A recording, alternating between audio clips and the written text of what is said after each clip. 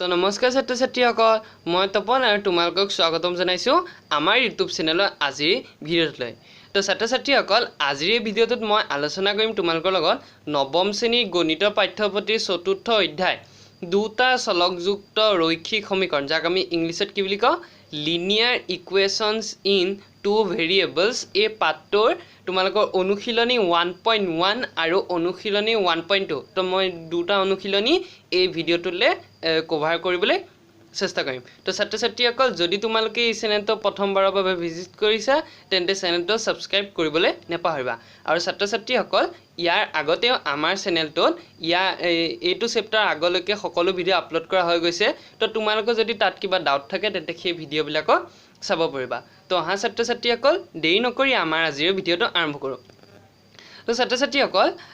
ৰৈখিক সমীকৰণ মানে দুটা চলকযুক্ত ৰৈখিক সমীকৰণনো কি সেইটো আমি চাই লওঁচোন। যে ৰৈখিক সমীকৰণ বা লিনিয়াৰ ইকুৱেশ্যন যাক আমি ইংলিছত কওঁ সেইটো হৈছে যে যিবোৰ সমীকৰণৰ অজ্ঞাত ৰাশিৰ সৰ্বোচ্চ ঘাত 1 তেনেবোৰ সমীকৰণৰ ৰৈখিক সমীকৰণ বুলি কোৱা হয়। মানে ৰৈখিক সমীকৰণ হৈ গ'ল যে য'ত 1 অৰ্থাৎ যেনেকৈ এইটো টুৱাইছ এক্স ইয়াতো কোনো স্কুৱেৰ বা কিউব নাই। তো ইয়াত কি আছে ইয়াৰ পাৱাৰ এইটো মই আলোচনা কৰিছিলোঁ আমাৰ অনুশীলনী 2.1 আলোচনা কৰোঁতে ৰৈখিক সমীকৰণ কি তো যদি ইয়াৰ ওপৰত যদি পাৱাৰটো 1 থাকে তেতিয়াহ'লে ই হৈ যায় ৰৈখিক সমীকৰণ। ইয়াত দিছে দুটা চলকযুক্ত অৰ্থাৎ ইয়াত একেলগে দুটা চলক থাকিব। এতিয়ালৈকে আমি এটা চলকযুক্ত পঢ়ি আছিলোঁ, এতিয়া আমি দুটা চলকযুক্ত অৰ্থাৎ ইয়াত এক্স ৱাই দুটা থাকিব। ইয়াত যেনেকৈ ইয়াতো এক্স ৱাই দুটা আমাৰ ভেৰিয়েবল থাকিব বা অজ্ঞাত ৰাশি দুটা থাকিব। অ'কে, তো আমাৰ এইটো হৈ গ'ল ৰৈখিক সমীকৰণৰ কনচেপ্ট। তো ছাত্ৰ ছাত্ৰীসকল এতিয়া চাবা আমাৰ অনুশীলনী 4.1। তো এতিয়া অনুশীলনী 4.1ৰ কুৱেশ্যন নম্বৰ 1ৰ সলিউশ্যনটো চাবা। যে ইয়াত আছে এখন টোকা বহীৰ দাম এটা কলমৰ দামৰ দুগুণ। এই উক্তিটো প্ৰকাশ হোৱাকৈ দুটা চলকযুক্ত এটা ৰৈখিক সমীকৰণ গঠন কৰা। অৰ্থাৎ ছাত্ৰ ছাত্ৰীসকল আমি আগতে কি এটা চলকযুক্ত অৰ্থাৎ কেৱল এক্সতে প্ৰকাশ কৰিম। আমি যদি ধৰোঁ যে টোকা বহীৰ দামটো এক্স তেন্তে আমাৰ হেৰিৰ দামটো হ'ব টুৱাইছ এক্স। অ'কে, আমি আগতে কৈছোঁ কিন্তু ইয়াত আমাক কৈছে দুটা চলকযুক্ত ৰৈখিক সমীকৰণত মানে প্ৰকাশ কৰিব কৈছে। তো সেইটো কাৰণে আমি লিখি ল'ম ধৰা হ'ল, কাৰণ আমিতো ইয়াততো নেজানো ন কাৰ মানটো কিমান। তো ধৰা হ'ল বুলি আমি কি লিখিম এখন টোকা বহীৰ দাম, কাৰণ আমাৰ প্ৰথমতে দিছে টোকা বহীৰ দামটো আমি কিমান ধৰিম জানিবা ধৰিলোঁ আমি এইটো এক্স টকা। অ'কে, আমি ইয়াৰ মানটো নেজানো, আমি ধৰিলোঁ ইয়াত এক্স টকা। তো আৰু আমাৰ কি দিছে কলমৰ দাম, আৰু কি কয় এটা কলমৰ দামটো আমি কিমান ধৰিম কলমৰ দাম ইজ ইকুৱেল টু আমাক দুটা চলকযুক্ত প্ৰকাশ কৰিব কৈছে। তো কলমৰ দামটো আমি ধৰিলোঁ ৱাই টকা। অ'কে, ৱাই টকা। তো তেন্তে আমাৰ কি কয় প্ৰশ্নমতে অৰ্থাৎ এই সমীকৰণটো কি গঠন কৰিব এতেকে লিখিম আমি প্ৰশ্নমতে কি হ'ব এইটো যে টোকা বহীৰ দাম এটা কলমৰ দামৰ দুগুণ। অৰ্থাৎ আমি টোকা বহীৰ দাম এইটো আৰু কলমৰ দামৰ দুগুণ। তো কলমৰ দাম কি হয় ৱাই, তো এইটো হৈ যাব twice Y. Okay, x is equal two twice অৰ্থাৎ কলমৰ দামটো অৰ্থাৎ মানে টোকা বহীৰ দামটো কলমৰ দামৰ দুগুণ। অ'কে, তো কলমৰ দামত দুগুণ কৰিলে আমি পাম টোকা বহীটো। তো এইটো আমি এনেকৈ লিখিম সমীকৰণত এক্স মাইনাছ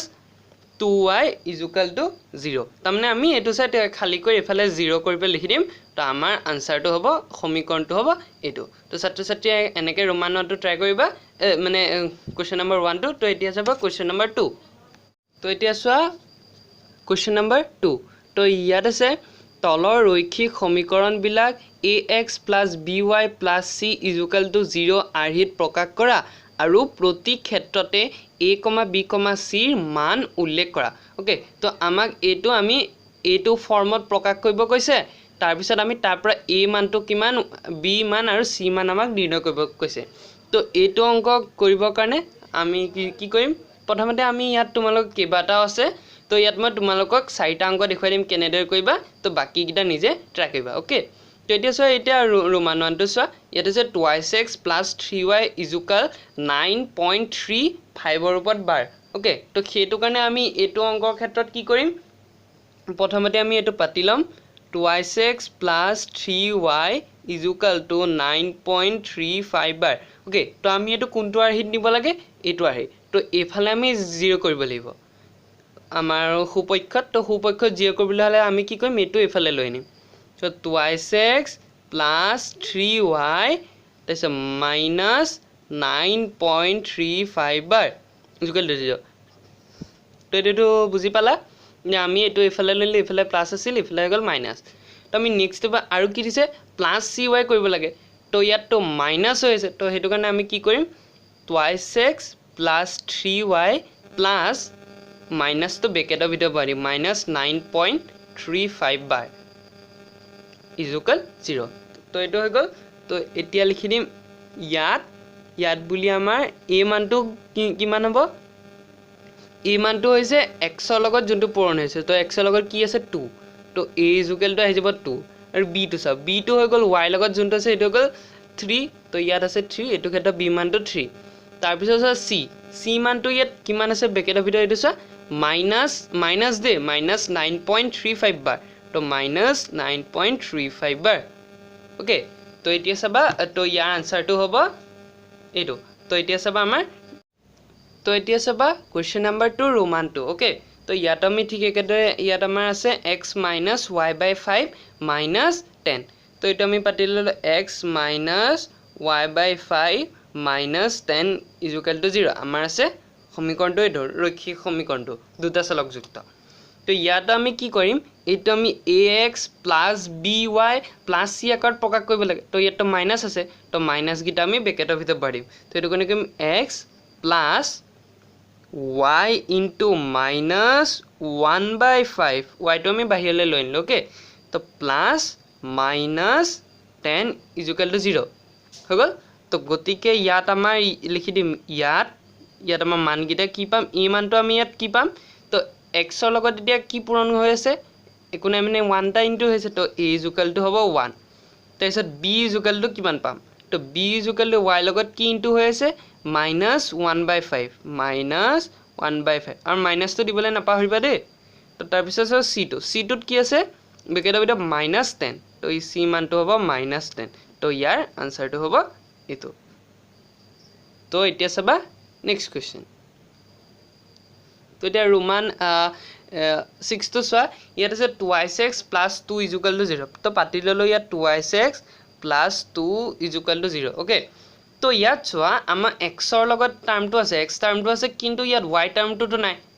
আমিটো ax plus by plus c is equal to 0 ফৰ্মত বনাব লাগিব তো এই c মানটো আছে তো y টো নাই গতিকে যেহেতু y নাই গতিকে আমি y টো আনিলাম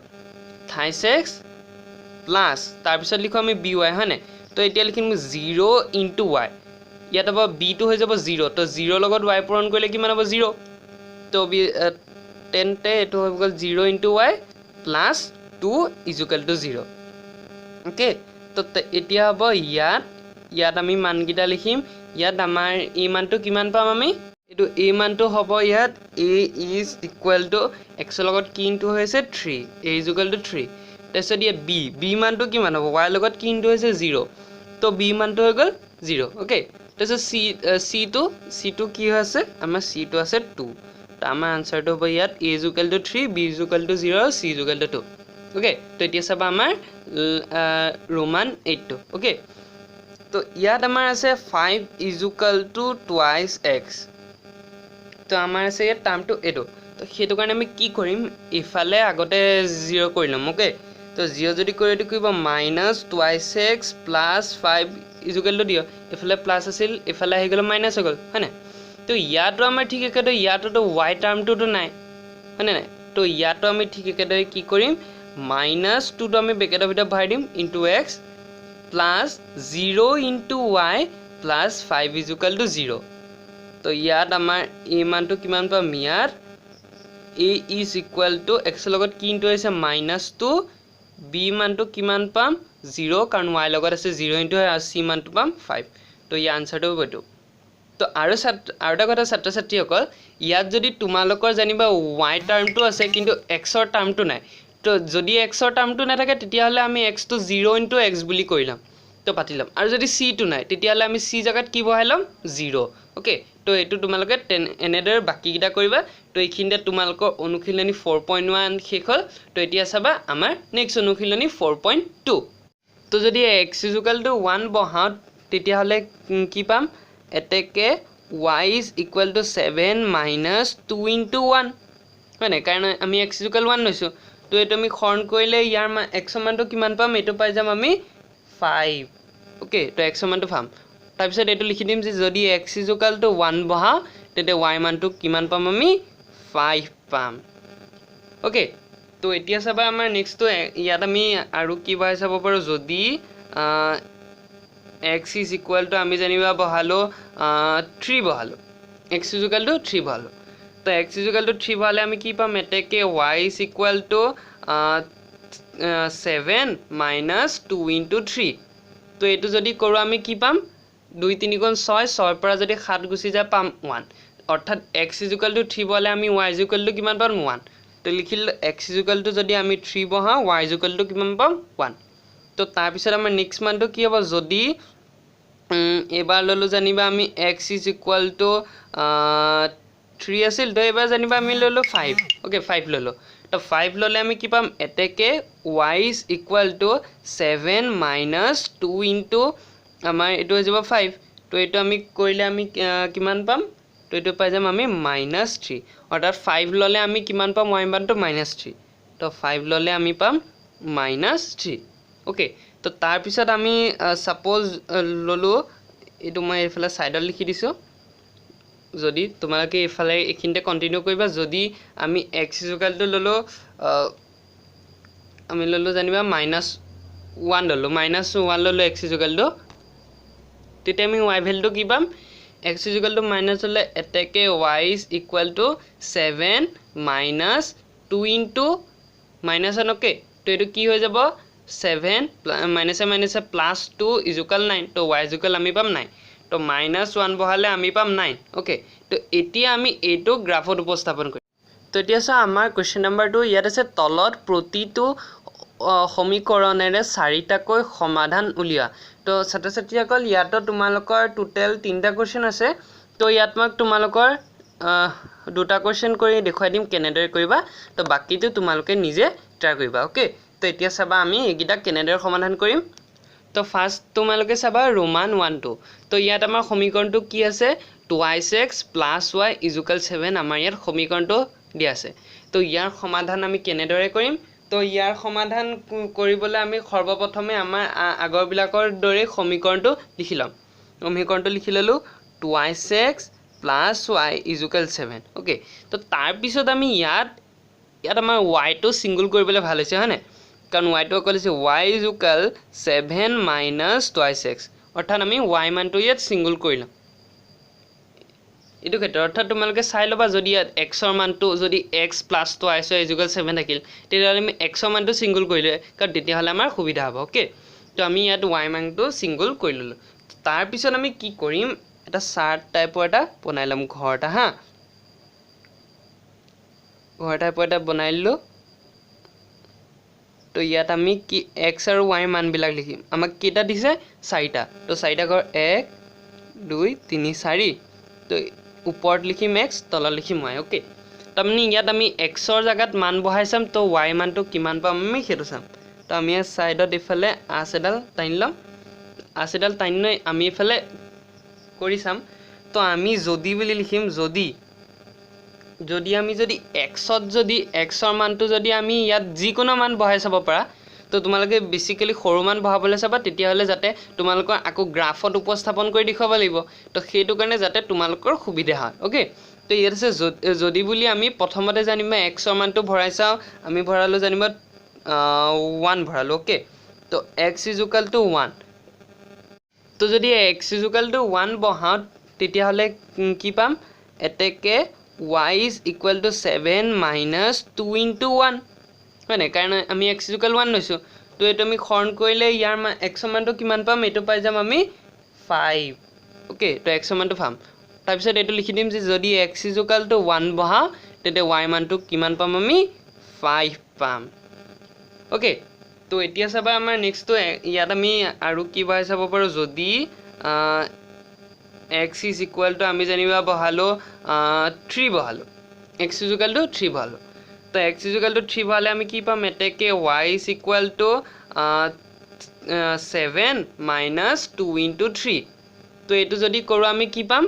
2 3 গুণ 6 6 পৰা যদি 7 গুছি যায় পাম 1 অৰ্থাৎ x is equal to 3 বলে আমি y is equal to কিমান পাম 1 তো লিখিল x is equal to যদি আমি 3 বহা y is equal to কিমান পাম 1 তো তাৰ পিছত আমাৰ নেক্সট মানটো কি হ'ব যদি এবাৰ ললো জানিবা আমি x is equal to 3 আছিল তো এবাৰ জানিবা আমি ললো 5 ওকে 5 ললো তো 5 ললে আমি কি পাম এতেকে y is equal to 7 minus 2 into আমাৰ এটো হৈ যাব 5 তো এটো আমি কৰিলে আমি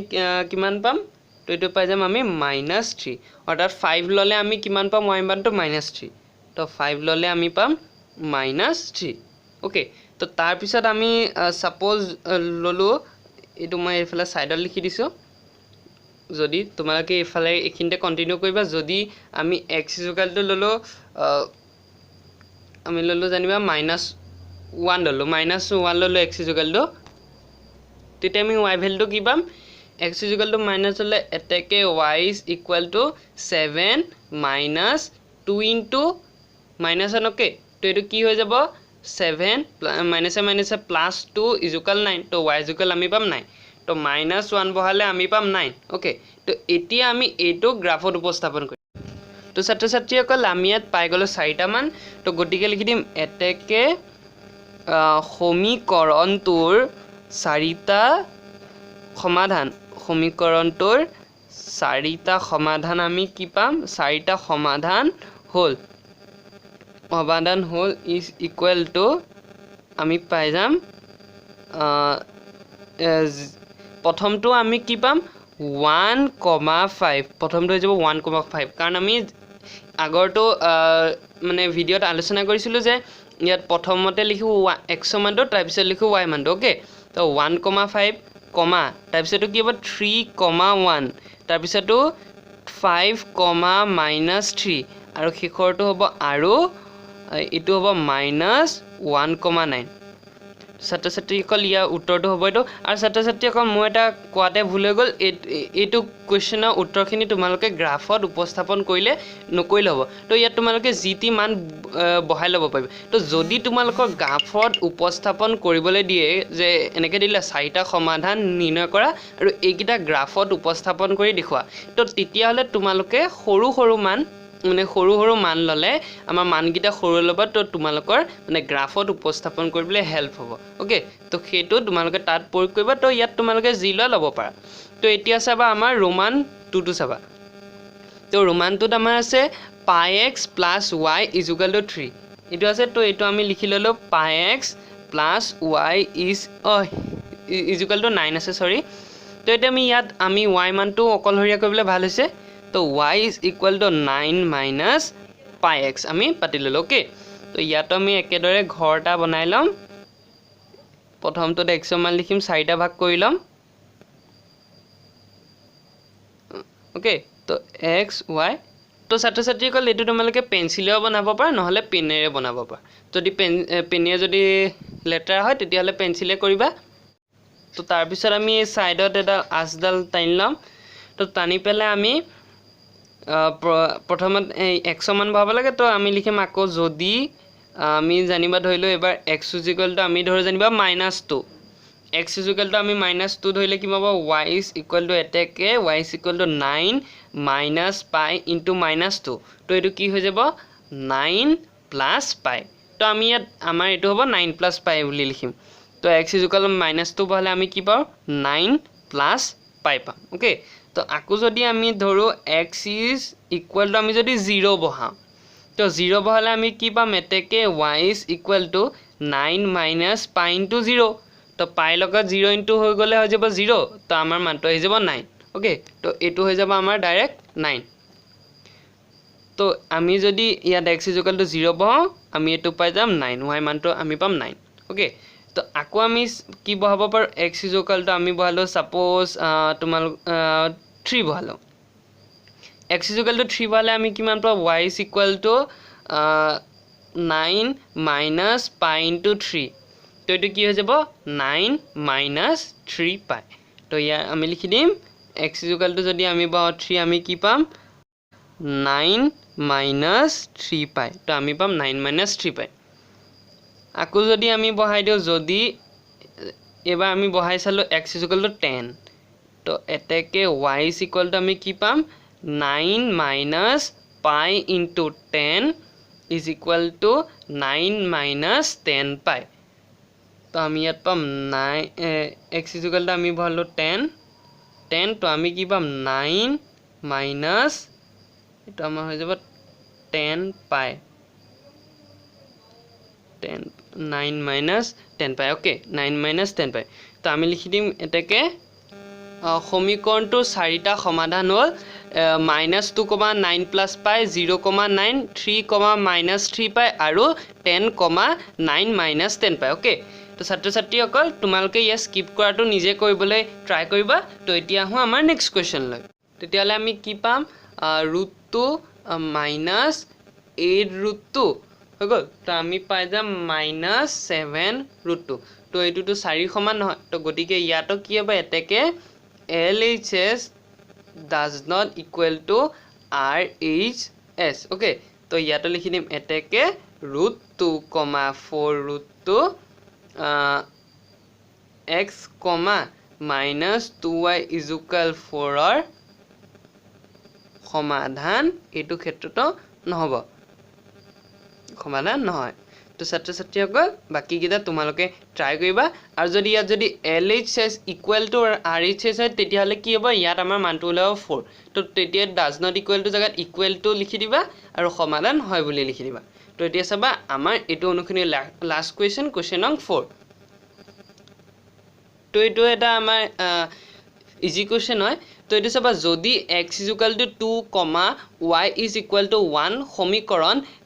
2x + 3y = k এটা সমাধান তেন্তে k এৰ মান নিৰ্ণয় কৰা তো আমি ইয়াত k মানটো নিৰ্ণয় কৰিব আৰু ছাত্ৰ-ছাত্ৰীসকল এই অনুশীলনী কিটা যোন কিটা আজি মই আলোচনা কৰিলো তো তাৰ আগত যি উদাহৰণ আছে তোমালোকে সেইটা কৰিবলৈ ট্ৰাই কৰিবা ওকে তো এতিয়া চাবা আমাদেৰ এই x আৰু y মানটো দিয়া আছে তো আমি এইকিটা ইয়াত পুট কৰি পেলে k মানটো নিৰ্ণয় কৰিম তো এটা আমি কি বুলি কৰিম দিয়া আছে বুলি আমি লিখি লম আমাৰ সমীকৰণটো দিয়া আছে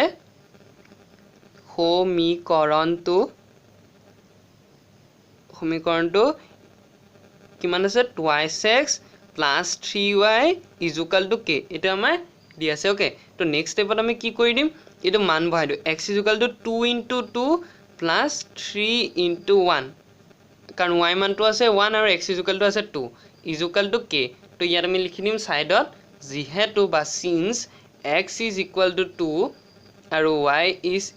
1 তো তোমালোকে এটো সাইডত উল্লেখ কৰিবলৈ নেপাহৰিবা হা তো তাৰ পিছত আমি 2 * 2 হৈ যাব এটো 4 + 3 = k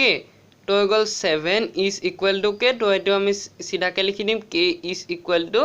7 তো k মানটো আমি কি মান পালো 7 তো ছাত্ৰ-ছাত্ৰীসকল এনেদৰে তোমালোকে অনুশীলনী 4.1 আৰু 4.2 গোটেইখিনি কোৱেশ্চন কৰিব পাৰিবা তো ছাত্ৰ-ছাত্ৰীসকল এখিনতে তোমালোকৰ এটো ভিডিও ইমানতে সামৰো এখিনতে তোমালোকৰ 4.2 তো শেষ হ'ল তো ছাত্ৰ-ছাত্ৰীসকল যদি ভিডিওটো ভাল পালা লাইক শেয়াৰ কমেন্ট কৰিবলৈ নেপাহৰিবা আৰু লগ পাম তোমালোকৰ লগত আমাৰ পৰৱৰ্তী ভিডিও ধন্যবাদ